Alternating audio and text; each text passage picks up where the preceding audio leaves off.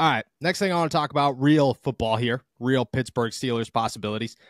The Steelers have been named a landing spot, more than named, predicted to land a superstar wide receiver, not this offseason, but next offseason. A name that I have shut down numerous times on this podcast, saying there's no chance that they're going to get this guy, but maybe next year.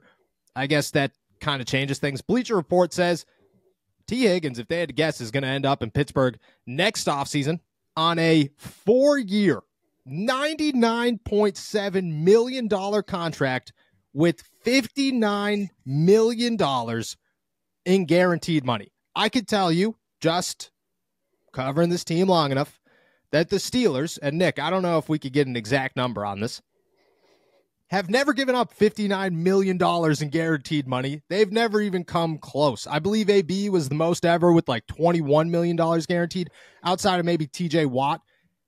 4 years, $99.7 million for T. Higgins next offseason. I mean, is it your thoughts? I'm not going to ask if it's just your thoughts. A bargain. No. Man, it's, I don't know, to a certain extent. I mean, we've kept saying all offseason, like, the salary cap's not real, and to a certain extent, like, I don't really think money's real. Like money's real in the sense that, like, you know, you have a salary cap and everything, but like, at a certain point, like, you got to pay for talent, and like, you want a player this good, you're not just going to find them laying under a rock. You know, you're not going to sign them as an undrafted free agent. You got to pay for them.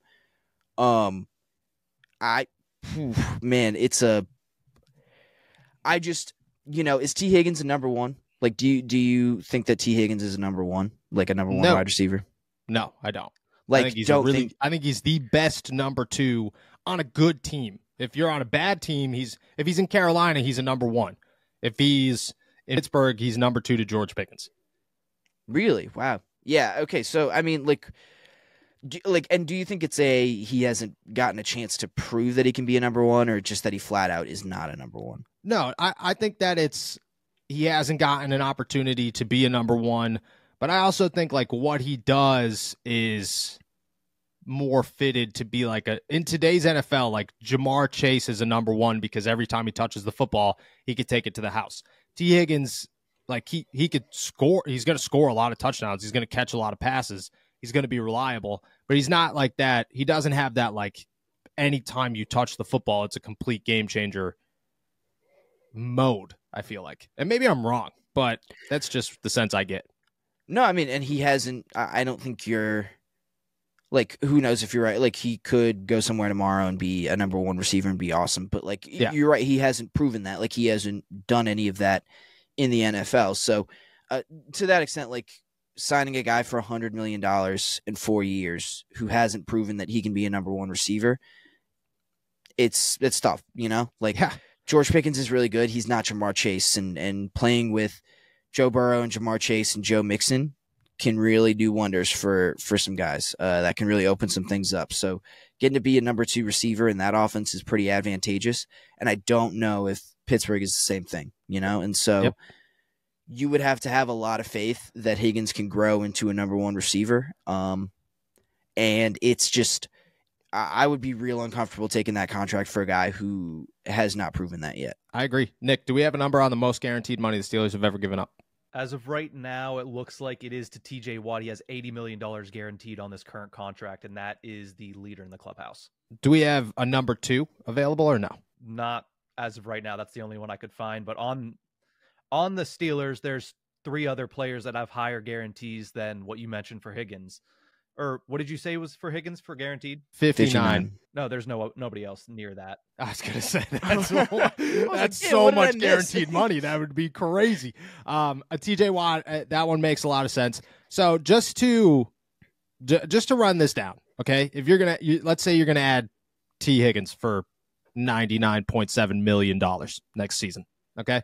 The contracts that you have to also come up with just on your roster alone, James Daniels is a free agent. Cam Hayward, which, you know, if he wants to stick around, I would imagine is really cheap.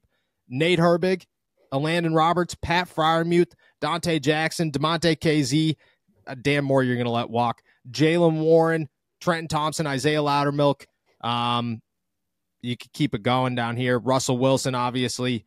Braden Fajoko. That's probably most of the big ones. That is most of the big ones. And then in 2026, you got TJ Watt, you got Isaac Seumalo, you got Cole Holcomb, you got Najee, George Pickens, Miles Killebrew again, Deshaun Elliott again. You know, it got a ton of people, if we're going to be honest. Minka Fitzpatrick. Oh, that's in 2027. So you got contracts to come up with on top of $60 million. And you don't have a quarterback. Yeah. Excuse me. They have 2 quarterbacks. But they don't have a quarterback next offseason. Yeah, true. Yeah, do something there.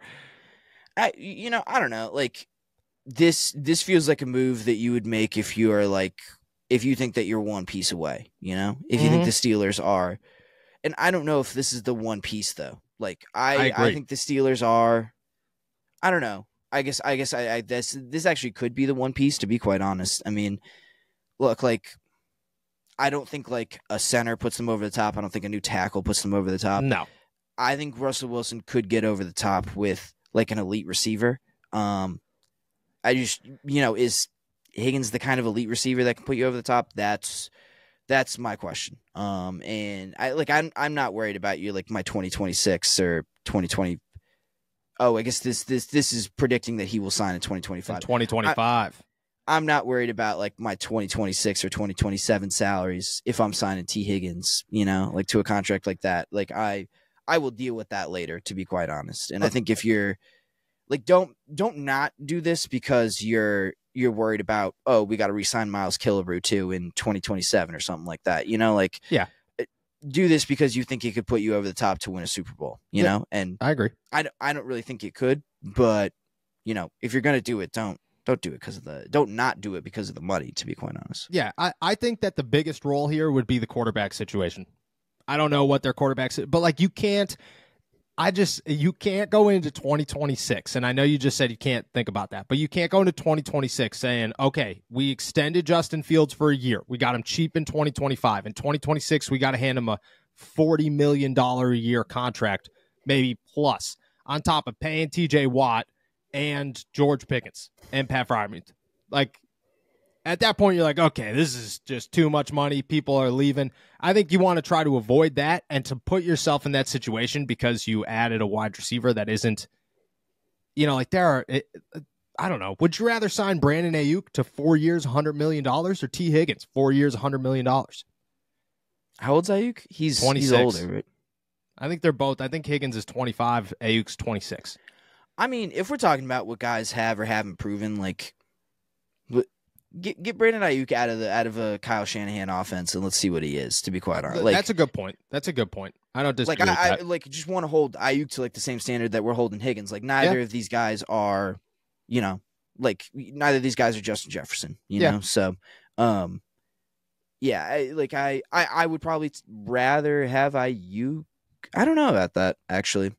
I think I'd go Ayuk, but I'd for the same contract. Closer than for the same contract. Probably Ayuk. Yeah, I don't know. That's closer than I first thought. I guess. Yeah, I think I'd go Ayuk, but I agree that he's never done anything outside of Shanahan's offense, so you just don't know what you're going to be working with.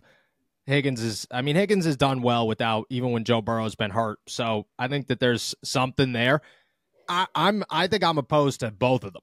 Like I'm not a pay your wide receiver that much money. Like if you're going to pay George Pickens in a couple of years, focus on that. Don't focus on the rest of them. Especially because if it's a year from now, I mean, if you're going to draft somebody this offseason, who cares? Like you're not going to sign T. Higgins unless whoever you draft stinks. But if that's the case, like I still think I'm trying again next year, or I'm looking for a cheaper option or something because I just don't see them signing a wide receiver to that much money. I just don't. And I think T. Higgins is worth it, but I don't know. I just think it's a little bit crazy for where the Pittsburgh Steelers are. I was shocked when all the stuff came out about them trying to land a wide receiver in a trade. I was stunned there. I was like, this doesn't make a lot of sense to me financially. Maybe Omar Khan's a magician, so you can't rule anything out, but I don't know. It doesn't make a ton of sense to me. It really doesn't. So we'll see what happens. That's a year from now, $60 million. I mean, could you imagine just your two most guaranteed guys on the roster, TJ Watt, T. Higgins? And then it's like, all right, sounds good. That's it. Everyone else has to sign vet mins for the rest of the. That's what I'm saying. Like you better hope that Russell Wilson's coming back for the love of the game, because that's the only way that you're keeping everybody else around, because after that, look at any team who has a massive quarterback contract. It just doesn't work out. So they got to figure that out. I'm not a T. Higgins guy. I don't think you're a T. Higgins guy. So we'll see what happens.